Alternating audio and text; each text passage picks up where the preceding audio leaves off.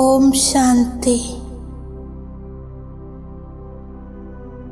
ഈ ദേഹമാക്കുന്ന മന്ദിരത്തിൽ വിരാജമാനായ ഞാൻ ഒരു മിന്നിത്തിളങ്ങുന്ന ചൈതന്യ ദീപമാണ്. ഞാൻ ഈ സൃഷ്ടിയിലെ മഹാനാത്മാവാണ്. ഉയർന്നതിലും ഉയർന്ന ഭഗവാന്റെ ആദ്യ രചന. ഞാൻ സർവശ്രേഷ്ഠ ബ്രാഹ്മണ ആത്മാവാണ്. ഞാൻ ബ്രാഹ്മൺ സുദേവത. ആദി സനാതന ധർമ്മത്തിലെ ആദ്യ സൃഷ്ടിയിലെ സർവ ആത്മാക്കളുടെയും പൂർവജനാണ്. സൃഷ്ടിരൂപി കൽപ്പവൃക്ഷത്തിൻ്റെ ബീജത്തിൽ നിന്നും വരുന്ന തടിയുടെ രൂപത്തിലാണ്. ഈ തായ്തടിയിൽ നിന്നും സർവധർമ്മങ്ങളുടെ ശാഖകൾ ഉത്പന്നമാകുന്നു. ഞാൻ സർവ ആത്മാക്കളുടെയും പൂർവജനാണ്. ആധാരമൂർത്തിയും ഉദ്ധാരമൂർത്തിയുമാണ്.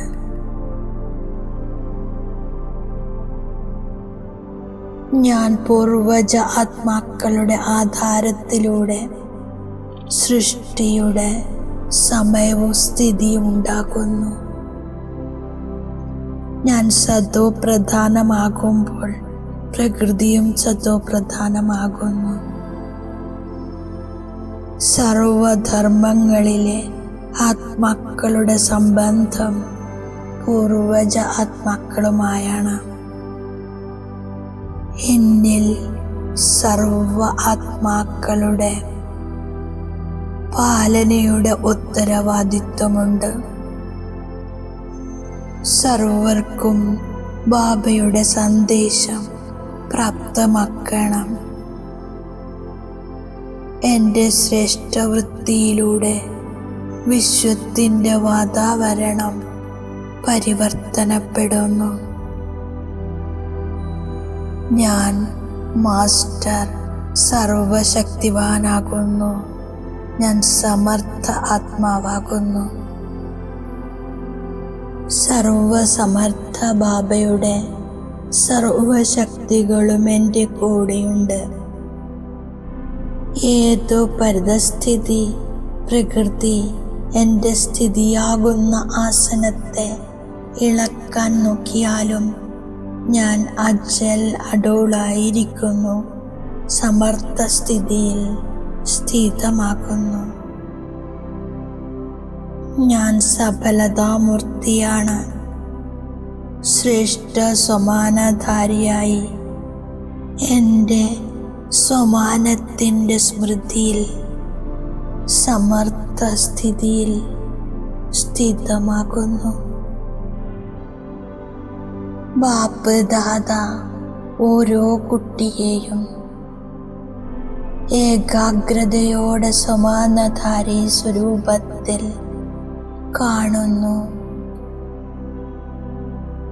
ഓരോ കുട്ടിയും സദാ അറ്റൻഷൻ വെക്കുന്നു. ഏറ്റവും ആദ്യത്തെ സമാനമാണ്. ഏത് ബാബയെ ആണോ ഓർമ്മിച്ചത് ഡയറക്റ്റ് ആ ബാബയുടെ കുട്ടിയാണ് ഞാൻ. ഞാൻ സൃഷ്ടി രചയിതാവിൻ്റെ ആദ്യത്തെ രചനയാണ്. മുഴുവൻ വിശ്വത്തിലെ ആത്മാക്കളുടെയും പൂർവജനാണ്. വിശ്വത്തിൻ്റെ ആധാരമൂർത്തിയും ഉദ്ധാരമൂർത്തിയുമാണ്.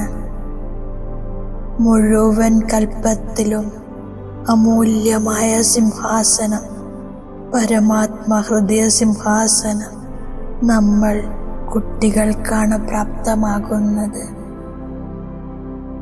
ബാപ്പ് ദാദ അവസാന നമ്പറിലെ കുട്ടിയെയും ഫരിസ്തയിൽ നിന്നും ദേവതാ സ്വരൂപത്തിൽ കാണുന്നു. സ്വമാനം മറക്കുമ്പോൾ ദേഹബോധവും ദേഹാഭിമാനവും വരുന്നു. ബാപ്പ് ദാദ സർവ ഖജനാവുകളുടെയും ബാലകനും അധികാരിയും എന്നെ ആക്കിയതാണ്. ബാബ പറയുന്നു, സദാ സ്വമാനത്തിൻ്റെ സീറ്റിൽ സെറ്റായിരിക്കൂ, അപ്സെറ്റ് ആകരുത്. ഇപ്പോൾ ഓരോരുത്തരുടെയും ഹൃദയത്തിൽ നിന്നും പരിധിയില്ലാത്ത ശബ്ദമുയരുന്നു. നേടാനുള്ളത് നേടിക്കഴിഞ്ഞു. സമയത്തിൻ്റെ മഹത്വത്തെ സ്മൃതിയിൽ വയ്ക്കുന്നു. ഞാൻ സാധാരണമല്ല, പൂർവജനാണ്.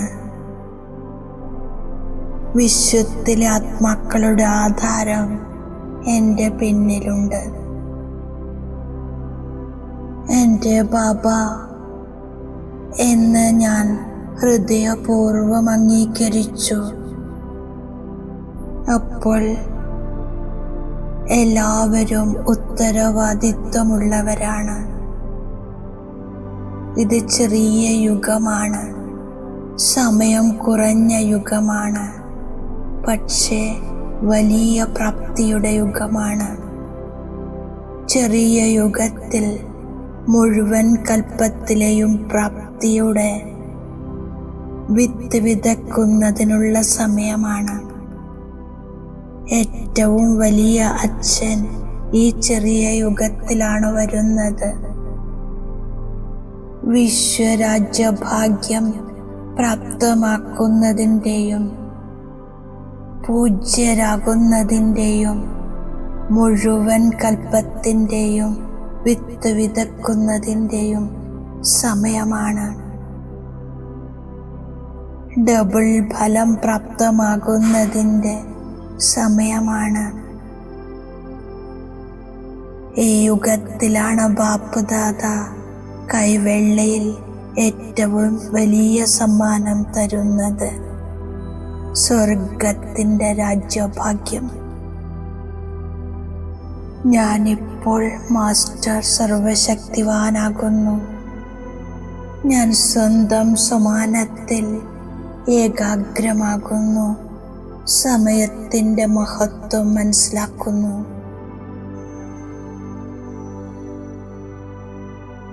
അലസതയും ആലസ്യവും പ്രാപ്തി നഷ്ടമാക്കുന്നു. ബാപ്പ് ദാദ പറയുകയാണ്, സമാനത്തിൽ നിന്നും താഴെ വരരുത്. സ്വന്തം മഹത്വത്തെ മറക്കരുത്.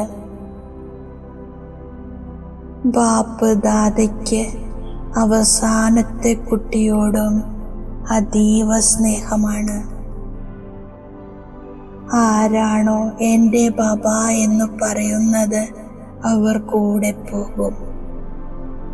ബാപ്പ് ദാദയുടെ കൂടെ ശ്രീമതത്തിൻ്റെ കൈപിടിച്ച് കൂടെ പോകും. പിന്നീട് ബ്രഹ്മബാബയോടൊപ്പം ആദ്യം രാജ്യത്തിൽ വരും. ബ്രഹ്മബാബയോടും വളരെ സ്നേഹമുണ്ട്. കൂടെയിരിക്കും, കൂടെ പോകും, കൂടെ വരും. ഇതാണ് സ്നേഹത്തിൻ്റെ തെളിവ്.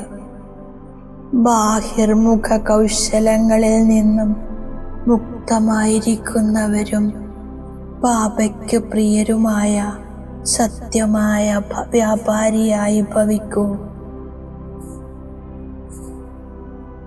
ഞാൻ ബാബയുടെ ഈ വരദാനത്തിൻ്റെ സ്വരൂപമാകുന്നു.